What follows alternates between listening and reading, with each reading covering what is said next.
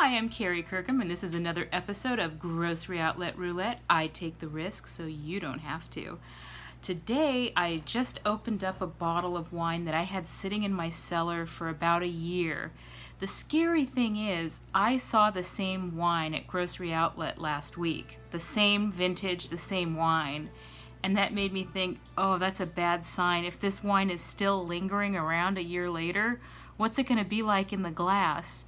Normally I approach things with a criterion of enthusiasm, and I don't say bad things about wine.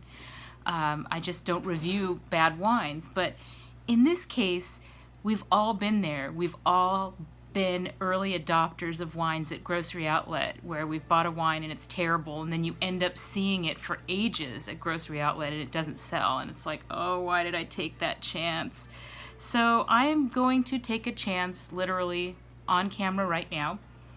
The wine is called Hensteeth. It's a 2012 Pinot Noir. It's from Santa Barbara County, and the reason why I selected it was that on the back label, it says produced and bottled by. I like that idea that they made the wine and they bottled it. It's not vinted, where either they bought the wine and bottled it themselves or they had their own separate crush facility. So it gives me a sense that it's truly a handcrafted product. The other reason why I bought it was $12.99. When I looked it up, it should be a $50 Pinot. The only thing that gave me pause was that it was a 2012. That's maybe like a year older than I typically like my Pinots at the time that I bought it. But what the heck, I wanted to give it a chance. So I just pulled the cork, and it has a nice smooth cork. So they obviously invested in good cork, good bottle, nice label. So cork smells good, and it does pay to smell the cork, because if it smells like moldy books or wet cardboard, that's a bad sign. So sniffing the cork isn't an elitist thing to do. It's a very sensible thing to do, and there's a reason for it. Okay, so let's give it a spin. Let's see. The suspense is killing me. Wow, it has a nice nose. Alcohol is 12.5%. That's kind of high for a Pinot, but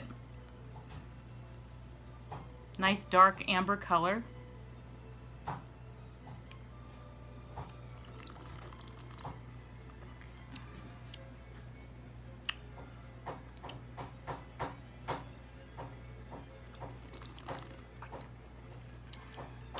It's actually pretty good. It's actually really good. Wow, it's good. It has more of a slightly jammy, like a stewed plum sort of taste. Good acidity. I get the tannins in the finish, a little bit of licorice root. It's a decent Pinot for $12.99. Why is this lingering around? So I guess you can't always go by that. This is a pleasant surprise. I'm glad I took the chance. I could drink this. Right now my husband's making dinner, and so I'm going to have this with my dinner. It's like a beef chili. Anyway, I want to talk about Hensteeth really quick. So the name comes from how rare this wine making style or winery is. It's as rare as hen's teeth, so that's the name. It's a fanciful name. So I checked out their website, and I want to point out a quote. It's a cautionary tale. This is a quote from the Hensteeth website. "Our focus is not at all typical. It's a mindset that frees us up to put product ahead of business plan. Speaking from hard-earned, bitter experience, don't ever do that in the wine industry.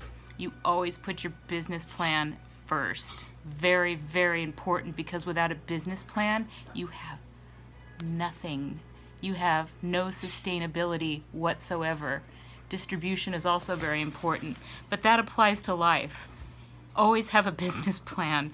Don't just let your passion flow." And that's one thing I noticed about the website is the adjectives on the website: obsession, handcrafted, truly distinctive, passion, nuanced, complex, and balanced. And this is extremely small batch winery. And I believe that not having a business plan is probably what brought this wine to Grocery Outlet, which is sad because it is a good wine. It's actually a very good wine. It'll be interesting to see how it opens up. I would definitely buy this again. But let's see how it opens up. I think it's good. I think it's worth $12.99. I probably would go back and buy a couple of bottles and drink them now. And so to that, another episode of Grocery Outlet Roulette, I say cheers.